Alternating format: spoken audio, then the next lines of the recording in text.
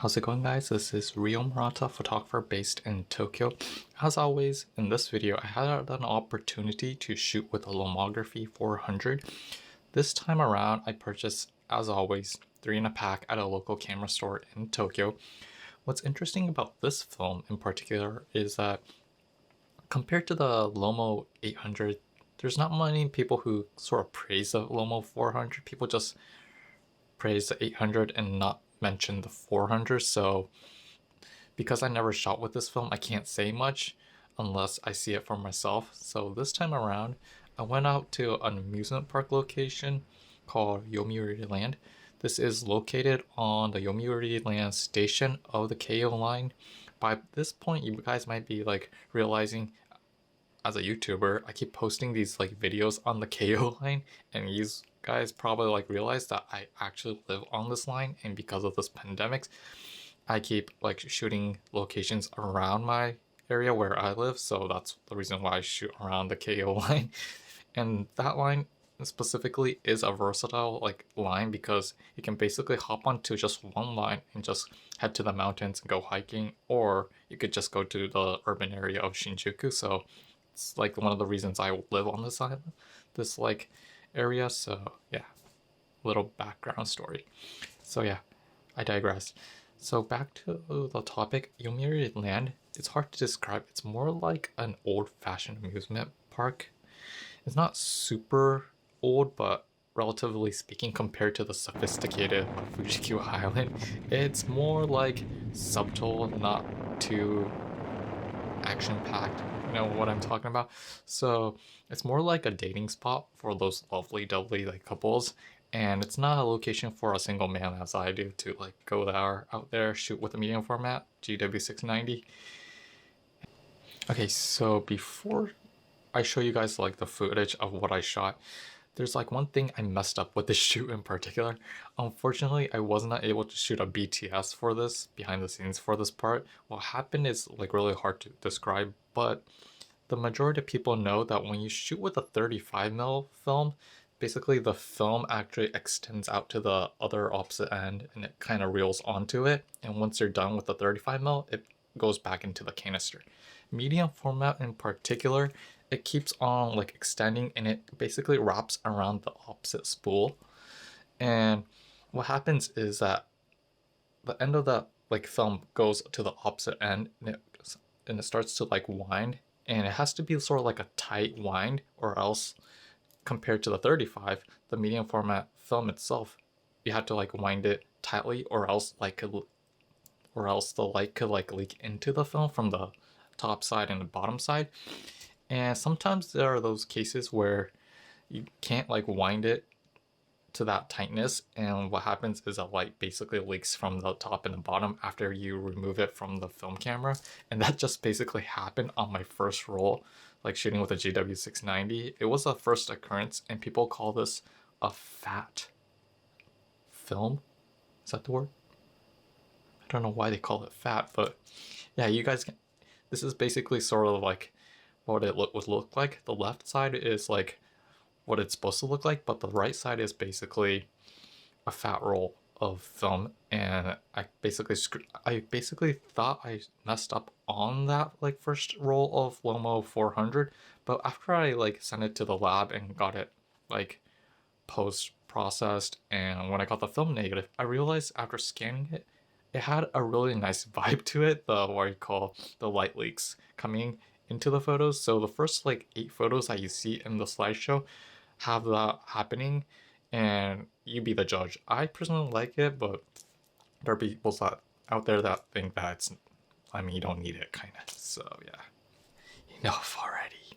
So yeah, let's get on with the shoot. So Lomography 400 with the GW690, third generation, and at Yomiuri Station, KO Yomiuri Station, walking up the mountain. Let's get going.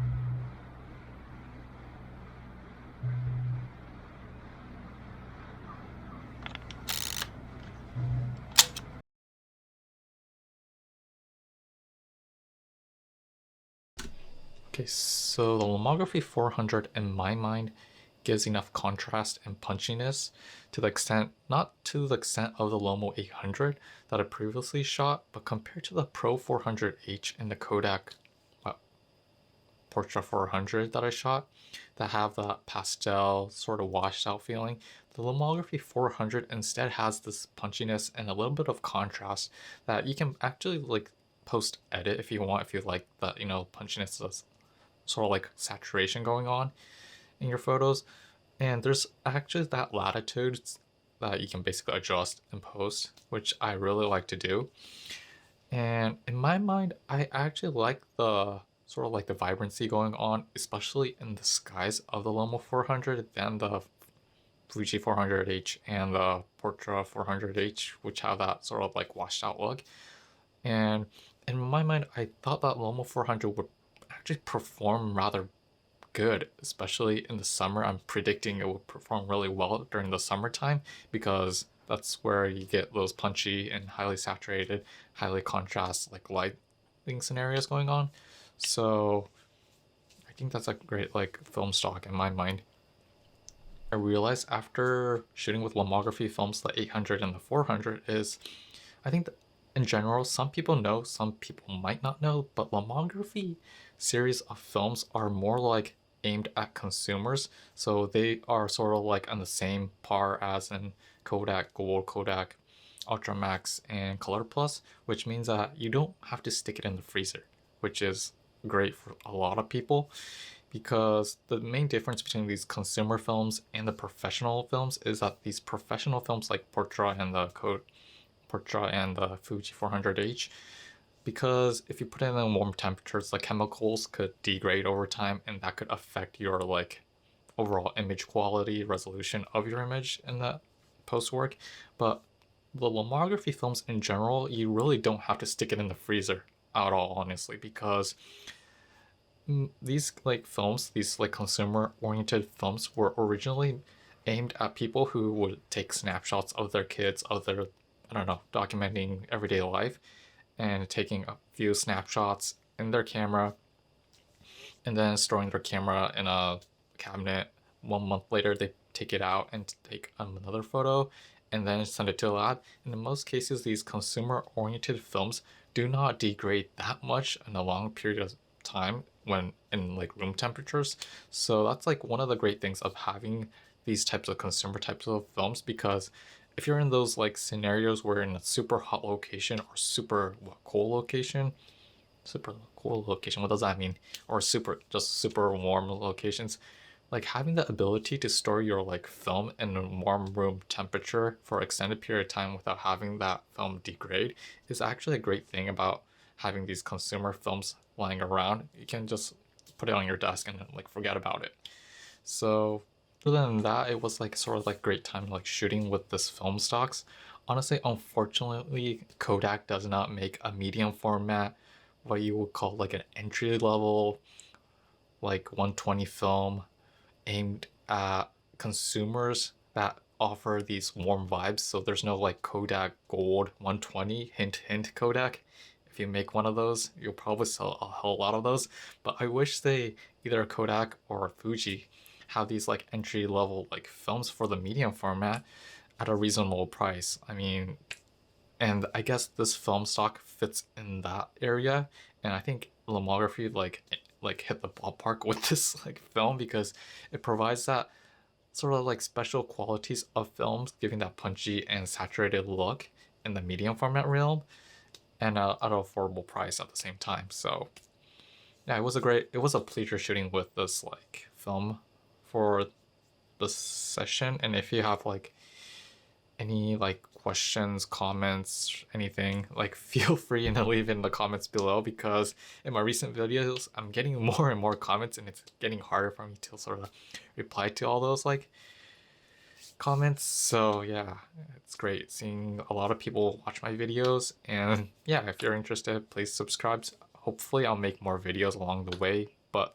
FYI, because I'm working full time as an e-commerce photographer, I'm having less time to like edit and make these videos, and at the same time I just scan all those like negatives. So hopefully I might take a break from YouTube like about a week or so and just reschedule myself and make more videos along the way. So hope you guys enjoy this video and we'll see you next time.